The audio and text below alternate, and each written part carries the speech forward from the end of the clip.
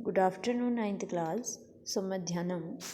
Ninth class हमारा आजकल प्रत्यय प्रकरण चल रहा है, जिसमें हमने इससे पहले 3 प्रत्यय को पढ़ा था। आज हमारा जो प्रत्यय है वो है जो इसका दूसरा भेद तद्धित प्रत्यय। ठीक है, कौन सा प्रत्यय है? तद्धित प्रत्यय। ठीक है, तद्धित प्रत्यय क्या होता है इसको जानेंगे। पहले जो प्रत्यय संज्ञा, सर्वनाम, विशेषण आदि के अंत में जुड़कर नए शब्द बनाते हैं वे तद्धित प्रत्यय कहलाते हैं। ठीक है, आए समझ में? जो प्रत्यय संज्ञा जानते हैं अब, है ना, सर्वनाम, विशेषण आदि के अंत में जुड़कर नए शब्द का निर्माण करते हैं, नए शब्द बनाते हैं। ठीक है, वे क्या कहलाते हैं? तद्धित प्रत्यय। अब इस तद्धित प्रत्यय के अंदर हम क्या पढ़ेंगे? प्रत्ययों को पढ़ेंगे। ये तो एक प्रत्यय का भाग है तद्धित प्रत्यय। ठीक है, इसके अंदर है जैसे पहला है इनि इन प्रत्यय। ठीक है, इनि या इन प्रत्यय। ठीक है, इनि या इन प्रत्यय किसे कहते हैं? हिंदी के गुण वाला, धन वाला, सुख वाला इत्यादि वाला अर्थ वाले शब्दों के साथ इनि इन प्रत्यय लगाते हैं। आया समझ में? हिंदी के गुण वाला, सुख वाला, धन वाला, करने वाला, इस प्रकार से जो शब्द होते हैं उनमें यह इनि या इन प्रत्यय लगता है। ठीक है, अंत में इसका इन शेष रहता है। जो लास्ट में इसका शेष रहता है वो क्या रहता है? इन शेष रहता है। ठीक है, ये तीनों लिंगों में बनते हैं। ये प्रत्यय तीनों, अभी तक हम जो प्रत्यय बना रहे थे वो भी हम तीनों लिंगों में बना रहे थे, है ना। क्योंकि कभी कभी हमें पुल्लिंग पूछ देता है, कभी स्त्रीलिंग पूछ देता है, कभी नपुंसकलिंग, इसलिए हमें प्रत्यय जो बनाते हैं हम तीनों लिंगों में ही बनाते हैं। तो ये प्रत्यय जो हैं इन प्रत्यय यह भी तीनों लिंगों में बनते हैं। ठीक है, पुल्लिंग व नपुंसकलिंग में, करीन व स्त्रीलिंग में नदी के समान यह प्रत्यय चलते हैं। ठीक है, नदी शब्द है, जैसे नदी शब्द हम पढ़ते आ रहे हैं, 6 से हम नदी शब्द रूप पढ़ते आते हैं। ठीक है, इसके अनुसार यह प्रत्यय चलते हैं। करीन का अर्थ होता है हाथी। ठीक है, और जो नपुंसकलिंग होता है वो करीन के समान चलता है। ठीक है, तो जैसे शब्द है यहाँ पे इन प्रत्यय देखेंगे हम। जैसे है शब्द यहाँ पे दोष शब्द है। ठीक है, दोष एक शब्द है, इसमें हमने पुल्लिंग बनाना है तो यहाँ पे जो बनेगा प्रत्यय इन प्रत्यय या इन प्रत्यय जोड़ करके वो बनेगा दोषी पुल्लिंग में। ठीक है, और स्त्रीलिंग में ये बनेगा दोषिनी। ठीक है, जो हमारी नदी के समान यह रूप चलेंगे। और नपुंसकलिंग में यह प्रत्यय बनेंगे दोषीन। ठीक है, तो ये जो दोषीन शब्द है इसमें क्या शेष रह रहा है? इन शेष रह रहा है। दोषिन, सिन, इन। ठीक है, 100 में किसकी मात्रा है? ई की मात्रा है। तो यहाँ पे जो शेष रह रहा है वो क्या है? इन शेष बच रहा है इसका। ठीक है, दोषिन। तो स्त्रीलिंग में यह बन जाता है दोषिनी और पुल्लिंग में यह होता है दोषी। ठीक है, जो ये दोषी है पुल्लिंग में, इसका जो नकारांत होता है नपुंसकलिंग का वो हट जाता है और सेम ही रहता है पुल्लिंग में। जो लास्ट का शब्द है करीन के समान, जो 9 शब्द है, अड़ों शब्द है, वो हट जा करके और आगे के शब्द सेम रहते हैं। ये ध्यान देना है हमने इन और इन प्रत्यय में। आए समझ में? जैसे यहाँ पे दोषिन है तो पुल्लिंग में क्या है? दोषी है। स्त्रीलिंग में दोषिनी है, तो यहाँ पे तो स्त्रीलिंग में नदी के समान चलेंगे।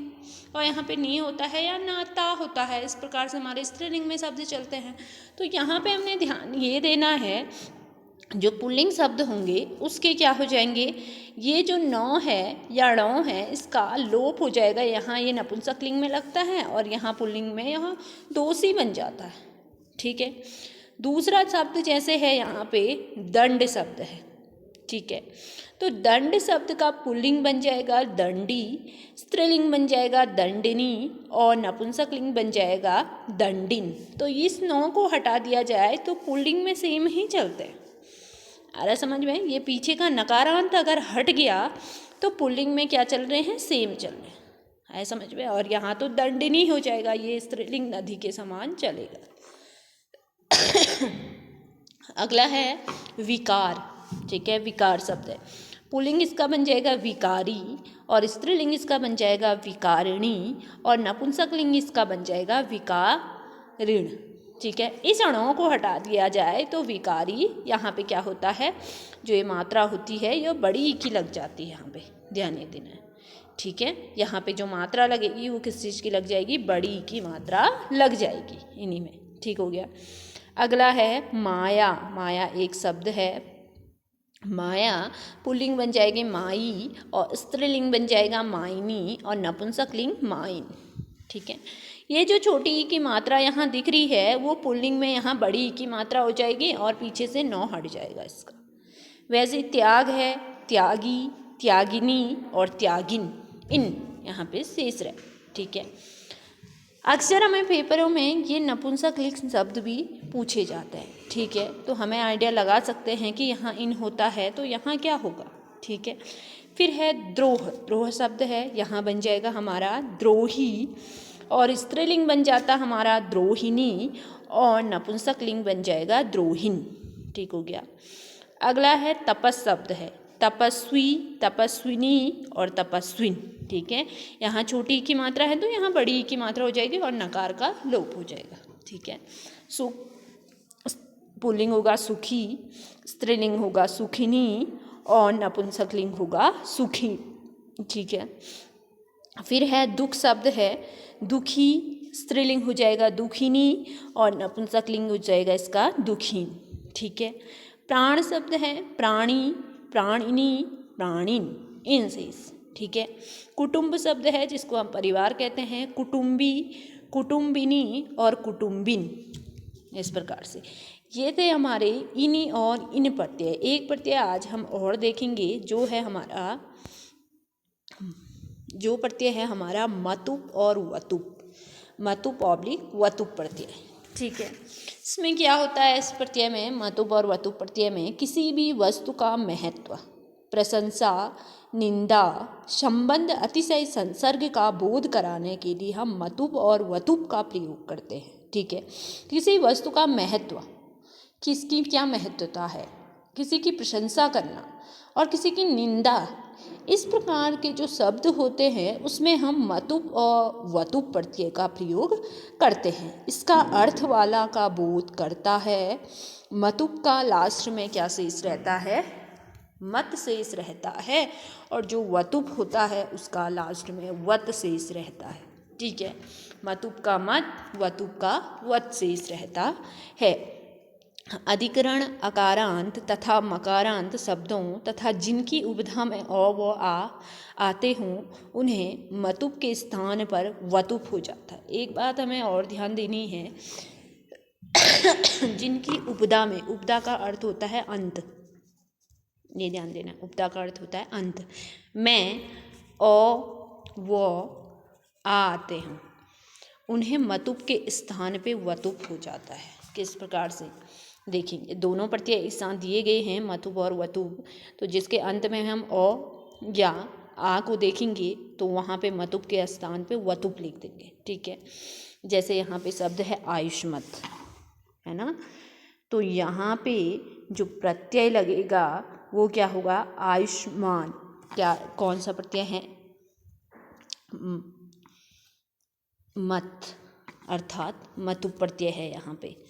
ठीक है, वतुप का तो क्या रहता है, वत शेष रहता है। अब देखो यहाँ पे पुल्लिंग में क्या बना है, यहाँ पे जो शब्द बना है वो क्या बना है, आयुष्मत, तो मत इसका शेष है, यहाँ पे कौन सा प्रत्यय होगा, मतुप प्रत्यय है। पुल्लिंग इसका बन जाता है आयुष्मान, स्त्रीलिंग बन जाता है आयुष्मती और नपुंसकलिंग बन जाता है आयुष्मत। ठीक हो गया, तो यहाँ पे कौन सा प्रत्यय है, मतुप प्रत्यय है और इसके आगे से क्या आया है, शौ आया है, तो इसका मतलब इसका ये प्रत्यय क्या होगा, हमारा मतुप प्रत्यय होगा। ठीक है, अब देखो वत जहाँ पे शेष रहेगा वहाँ पे कौन सा प्रत्यय होगा, वतुप प्रत्यय। जैसे भगवत है तो भग, इसमें क्या कहा है, उपधा में ओ वो आ आते हैं तो वहाँ पे मतुप के स्थान पे वतुप हो जाता। अब भग शब्द है तो गौ का उच्चारण क्या है, ओ है, भग ओ, तो यहाँ क्या आ रहा है, ओ, इसका मतलब यहाँ पे कौन सा प्रत्यय होगा, वतुप प्रत्यय होगा, भगवत। ठीक है। वत यहाँ पे शेष रह रहा है और यहाँ पे आगे आ रहा है, तो यहाँ पे हमारा वतु प्रत्यय होगा। भगवत, इसका हमारा पुल्लिंग बन जाएगा भगवान, स्त्रीलिंग बन जाता है भगवती और नपुंसक लिंग बन जाता है भगवत। ठीक है। नपुंसक लिंग हमारे जैसे प्रत्यय के शब्द के अनुसार ही बनते हैं। ठीक है।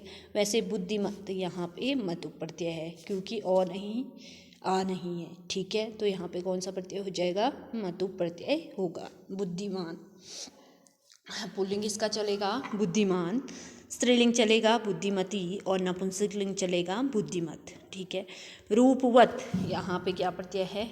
वतु प्रत्यय है, क्योंकि रूप ओ आ रहा है लास्ट में, तो यहाँ पे क्या होगा? हमारा वतु प्रत्यय होगा। ठीक है। रूपवत, रूपवान, रूपवती और रूपवत नपुंसक लिंग। वैसे ही धनवत, धनवान हो जाएगा, यहाँ पे भी वतु प्रत्यय है, और स्त्रीलिंग धनवती और नपुंसक लिंग धनवत। ठीक है। वैसे ही वसुमत है, वसुमान, वसुमती, वसुमत। ठीक है। ज्ञानमत, ज्ञानमान, ज्ञानमती और ज्ञानमत, यहाँ पे मतु प्रत्यय है। वैसे बलवत, यहाँ पे वतु प्रत्यय है। हिमवत, वतु प्रत्यय ओ का उच्चारण लेना है, घर में एक बार प्रैक्टिस करनी है प्रत्यय बनाने की, तो ही हमें आएगा। ठीक है। हिमवत है, हनुमत है, हनुमत में मतु प्रत्यय है। गुण ओ आ रहा है, तो यहाँ पे वतु प्रत्यय। शक्तिमत, यहाँ पे मतु प्रत्यय। वत जहाँ पे दिखोगे और मत जहाँ पे दिखोगे, यहाँ पे हमारा मतु, और वत जहाँ पे होगा वहाँ पे वतु प्रत्यय होगा। तो बच्चों आज हम 2 ही प्रत्यय समझेंगे। आज आप इसकी प्रैक्टिस करोगे घर में, अगले दिन आपको इससे आगे पढ़ाया जाएगा।